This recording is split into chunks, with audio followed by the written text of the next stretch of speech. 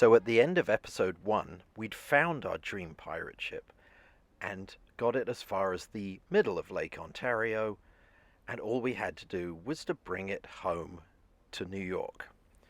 And the minute we started, the engine failed and the cabin started filling with smoke.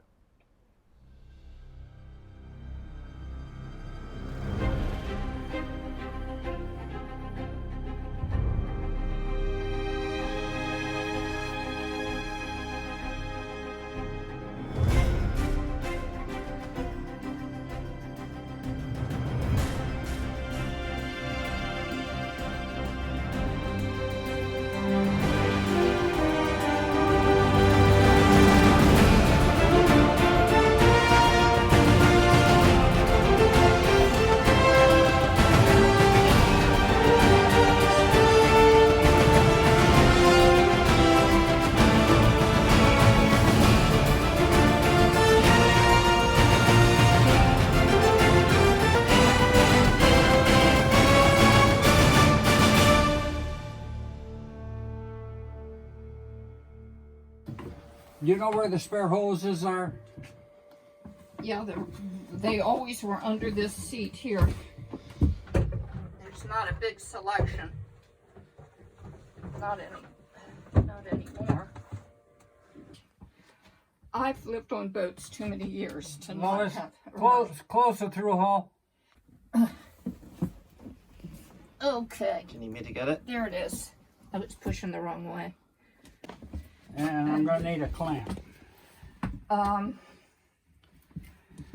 That's going to be interesting.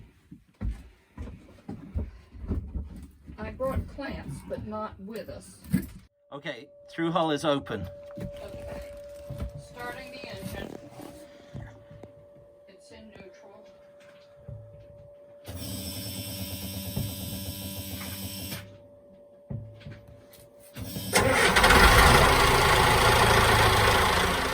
With the engine running again, we could take it back to New York. Now, I'm not sure if it was totally legitimate to bring a boat across the border like that, but we never left America. The Canadian captain never left Canada. It was a bit like Brizoncons passing a surreptitious pack of cigarettes through the bars. I think we got away with it, and we got back to Olcott, New York, where we were going to have the boat hauled out and see what we were getting ourselves into. It is our first day as boat owners. Yep, we bought it. It's just a ladder. Yeah, but it shakes. I feel scared doing this. Almost immediately, we noticed one or two rust spots. See how that's moving? Yep. That's all blistering. That's all gonna pop off. And you got a bunch of them on this side. See, you got one here. See, you got a bad spot right here.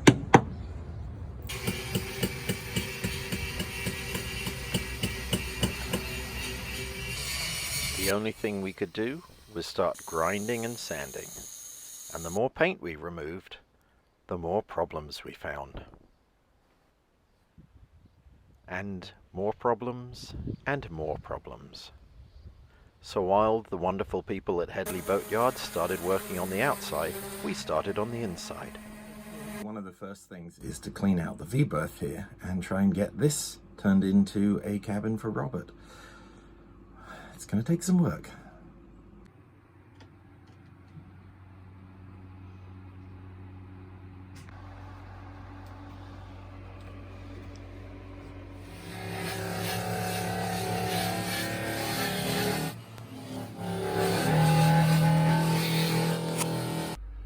So, small problem.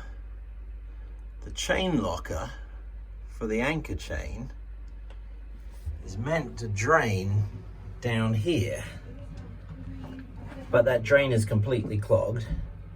All of this is horribly rusted, and even if it did drain there, it would just end up in here with no way out, which is why that is still damp.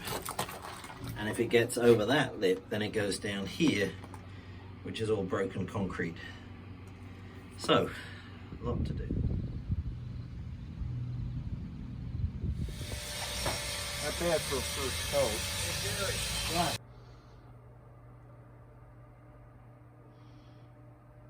It is Wednesday, August 19th, and the boat is looking like so much work. I've started on the V-berth, but we also have to replace large sections of the aft deck. There's been a lot of welding we've had to do on the tangs to hold up the standing rigging and the mast. And the mast post wasn't actually attached. It's we thought we were running away to sea to be pirates, but we're running away to a boatyard to do work. I'm starting on the deck hatch, which leaks from the side, it leaks from the edges. But look at this. There's a rim right here, which means any water is going to collect right there, and it will eventually work its way through and leak. This piece is broken. I'm going to try cutting it, moving it, and making a gap there for water to drain down. I think that makes sense.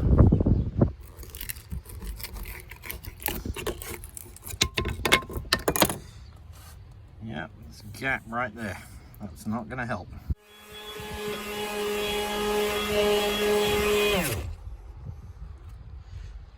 This piece here, rather than, I'm going to put a piece of wood in there and epoxy it in. These gaps down here, I think I'm going to fill those with black caulking, just to look old-fashioned rather than trying to do some wood filler and make them vanish. I want to make them visible. Well, I'm fairly pleased with the progress so far. We're getting there. It looks really rough and tumble and aged and piratical. And it's solid and it's epoxied and it's varnished, and I've got fiberglass around the outside. This thing is not going to leak and it looks great. And I haven't even done the black caulking yet. Caulking. I can't say that with an American accent. I'm sorry, you'll just have to translate, but you know what I mean.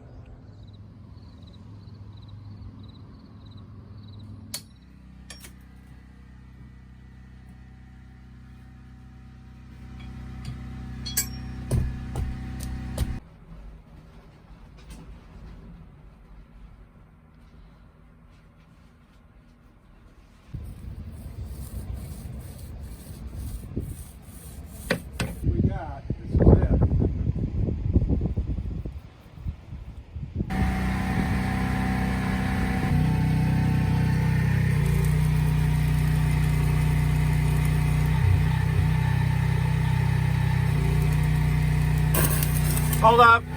We're on the boat, we're just not on water.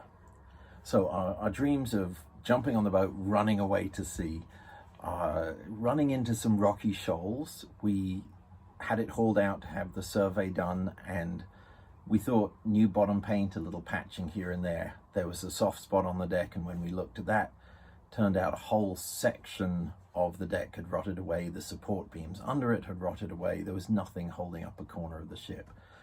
Those lovely windows with the curly bits above, once we took those off, there were holes all the way through the steel. There were places you could bend chain plates with your thumb.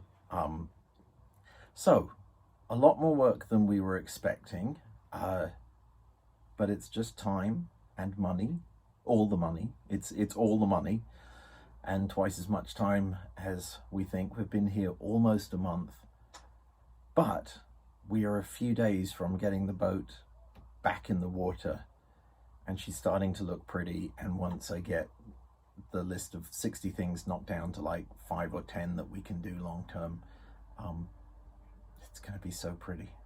This is usually going to be the position I'm going to be in. And also, I just realized something. 2 people can sleep in here. One person can lie this way, and the other can lie over there. Right here. We can both have. Well, there's no room for my feet. Unless you sleep diagonally.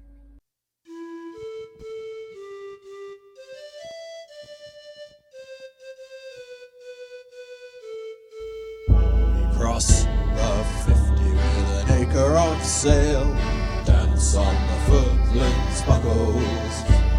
We pointed Magellan in the eye of a gale, hauling me buckles, hauling. The captain stood aft with a glass in his hand, dance on the footlands buckles.